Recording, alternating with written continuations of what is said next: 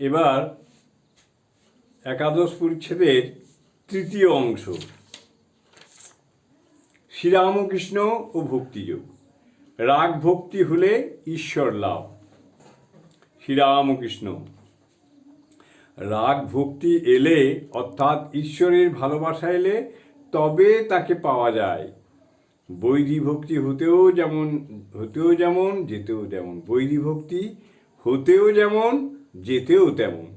এত জপ, এত ধ্যান করবে, এত যাগ যজ্ঞ হোম করবে, এই উপাচারে পুজো করবে, পূজার সময় এই মন্ত্র পাঠ করবে, এই সকলের নাম বৈধী ভক্তি।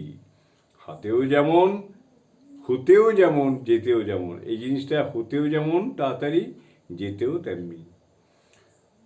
কত লোকে বলে, আর ভাই কত হবিষ্য করলুম, কতবার বাড়িতে পূজা আনলুম, কিন্তু কি হলো? রাগ ভক্তির কিন্তু পতন নাই।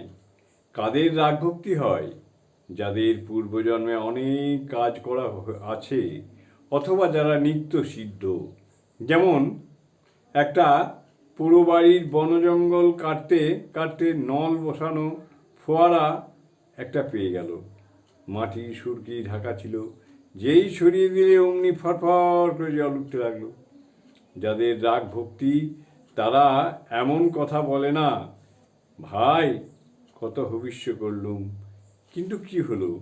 যারা নূতন চাষ করে তাদের যদি ফসল না হয় জমি ছেড়ে দেয়, খানদানি চাষা ফসল হোক আর না হোক আবার চাষ করবে। তাদের বাপ পিতামহ চাষাগিরি করে এসেছে, তারা জানে যে চাষ করেই তাদের খেতে হবে। যাদের রাগ ভক্তি তাদেরই আন্তরিক, ঈশ্বর তাদের ভার লন। হাসপাতালে নাম লেখালে আরাম না হলে ডাক্তার ছাড়ে না। ঈশ্বর যাদের ধরে আছেন তাদের কোনো ভয় নাই।